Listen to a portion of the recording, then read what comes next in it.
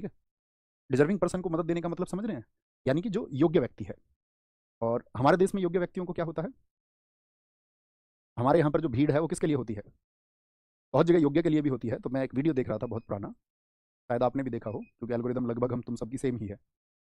Madam Curie का, उस सभा में मतलब इतने इंटेलेक्चुअल लोग बैठे हुए थे, मैडम क्यूरी का जब प्रवेश हुआ तो सभी लोग मतलब वहाँ पे तुम उस वीडियो को देख के महसूस कर लोगे कि आईक्यू लेवल क्या है उस असेंबली का, वो महसूस हो जाएगा तुम्हें।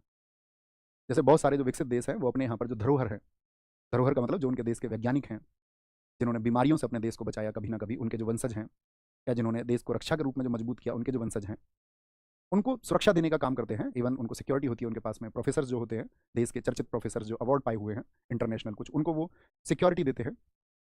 और हमारे यहाँ पर सुरक्षा किसके पास होती है, बड़े चिंता की विषय है। अगर मैं अभी इसी कक्षा में अगर पूछना चाहूँ, एक तो वो वैज्ञानिक जिनके नाम पर फिल्म ना बनी हो, जिनके नाम पर फिल्म ना बनी हो। दूसरे, हमारे यहाँ पर जो जिन्होंने किसी भी प्रोग्राम को जन्म दिया, चाहे वो होमी जहांगीर बाबा हों, चाहे मैं आपसे बोलूँ विक्रम साराभाई हों, ठीक है, या एपीजे अब्दुल कलाम हो, या सतीश धवन हो, इनको छोड़ करके और जिनके जीवन पर मूवी ना बनी हो, ऐसे 5 वैज्ञानिकों के नाम आप मुझे बता सकते हैं जो इस समय देश के लिए बेहतर काम कर रहे हो, यानी कि आगे आने वाले 100 200 400 500 वर्षों में हमारा देश बेहतर बनेगा इस क्षेत्र में। तो उस तरह के डॉक्टर्स के नाम या वैज्ञानिकों के नाम आप जानते होंगे, सीरियसली बताना, सच सच बताना, हाँ या ना। हाँ, एपीजे अब्दुल कलाम चर्चित नाम है, सब जानते हैं। ऐसा नहीं कि जी मैं तो ये जानता हूँ डीआरडीओ के प्रमुख का नाम, ये करंट अफेयर्स वाली बातें नहीं करनी। मैं तो इसरो के प्रमुख का नाम जानता हूँ जी, एचएएल के महानिदेशक का नाम मैं जानता हूँ, नहीं। यही देश की विडंबना है। आप किसको जानते हैं, जो रील्स में फेमस है, क्योंकि हम उनको जानना चाहते हैं, हमारे वो डेली रूटीन का हिस्सा हो जाते हैं, ना चाहते हुए भी हमारे सामने आ जाते हैं। तो देश में क्या बहस चल रही है इस समय पर, तो हमारे देश में विज्ञान पर बहस नहीं चल रही है। हमारे नेता बहस किस बात पर कर रहे हैं कि राणा सांगा बाबर को इनवाइट किए थे, हाँ या ना, सिर्फ इतनी बहस। मतलब हम बहस कर रहे हैं किस पे, जो 500 वर्ष पुरानी चीज है। क्योंकि नेताजी को इस बात के लिए आपने चुना था कि कल को आप संसद में जाकर के एक बहस ऐसी देंगे जिससे एक धार्मिक उन्माद पैदा हो या जातियों के बीच का एक अंतर पैदा हो।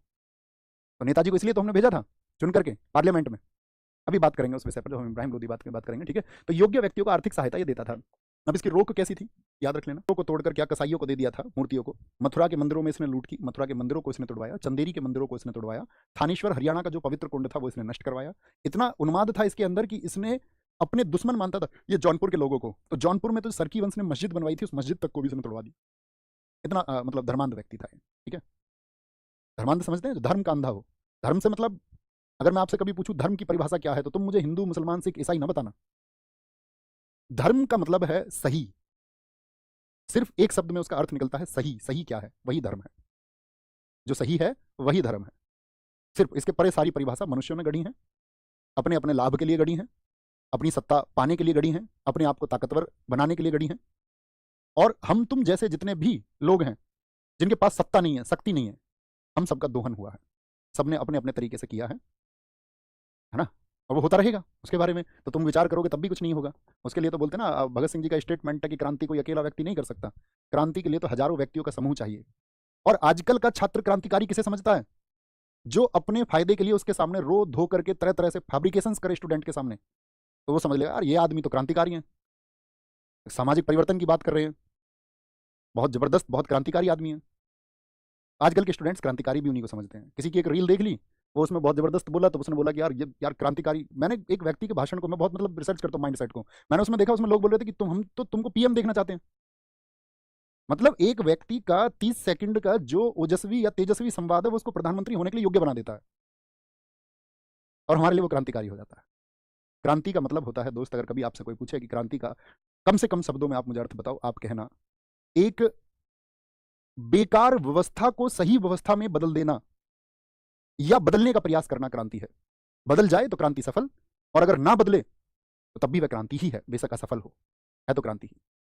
तो यह एक धर्मांध व्यक्ति था, यहां पे लिखेंगे पीरो एवं, किया था इनकी वाणियों का कबीरदास जी का। अच्छा, कबीरदास जी को कभी किस किसने पढ़ा है या कभी कुछ जाना हो, ठीक है, कबीरदास पे कभी तुमको थॉट जानने हो तो आप हालांकि स्वतंत्र हो। देखो एक और बात मैं आपको बता दूं, मेरा जो कहना है, मैं जो आपसे कहूं, जरूरी नहीं है आप उस बात को माने, आप स्वतंत्र हैं। हो सकता है आप मुझसे भी बेहतर सोच पाएं, या मतलब आप स्वतंत्र हैं, मैं ये कहना चाहूँगा। कभी भी मतलब मेरा अध्यापन के दौरान जो भी मैं कुछ कहूँ, ऐसा नहीं है कि वह एकदम से सत्य ही होगा, कि जो मैं बोल दूँ वही सत्य है, ऐसा कुछ भी नहीं है, ठीक है। हमने भी कहीं से जाना ही होगा, पढ़ के जाना होगा।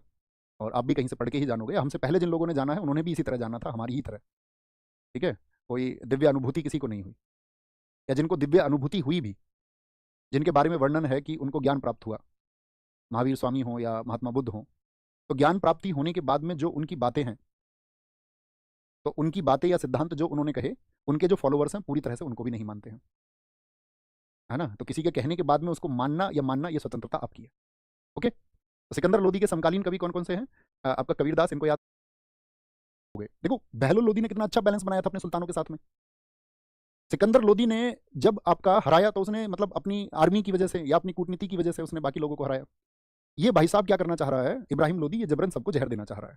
तो आप समझिए, जो अपने भाई को जहर दे दे, या जो समझौते के बावजूद समझौते को पलट दे, तो उस व्यक्ति की जो मतलब जो चरित्र है उस व्यक्ति का, क्या वो एक विश्वसनीय व्यक्ति का चरित्र रहा होगा?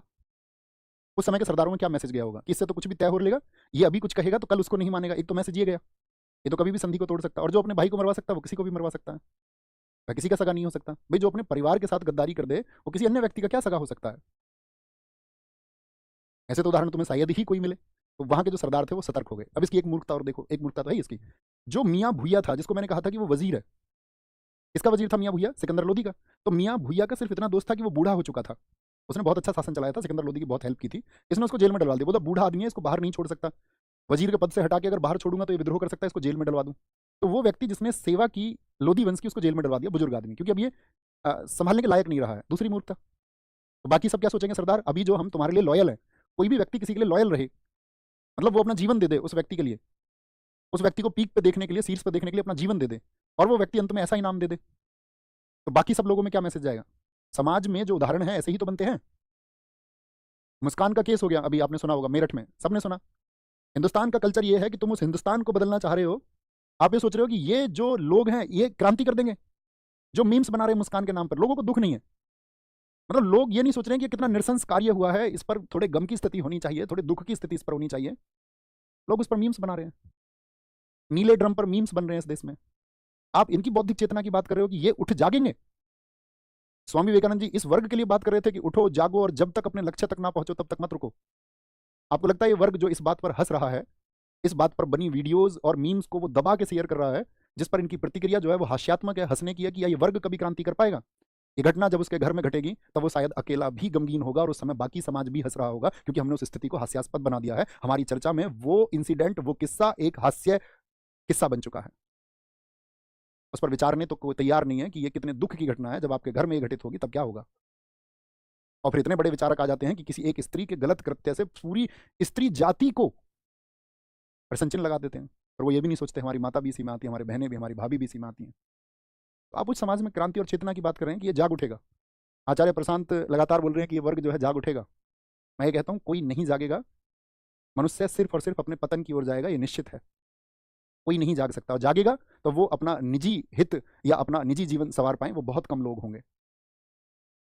कितने, मतलब मैं कहूँ, जे कृष्णमूर्ति कहते कहते चले गए, ओशो कहते कहते चले गए, कितने सोशल रिफॉर्मर्स, ज्योतिबा फुले जी कहते कहते चले गए, इस देश की आर्थिक तरक्की तब होगी जब तुम इस देश में जाति पाति जैसी चीज़ों को बंद कर दोगे। कितने रिफॉर्मर्स ने कहा, किसी ने अप्लाई किया? तो सुनना और सुन के अच्छा लगना बड़ी अच्छी चीज़ है, लेकिन उसको अप्लाई करना वो बड़ी कठिन चीज़ है।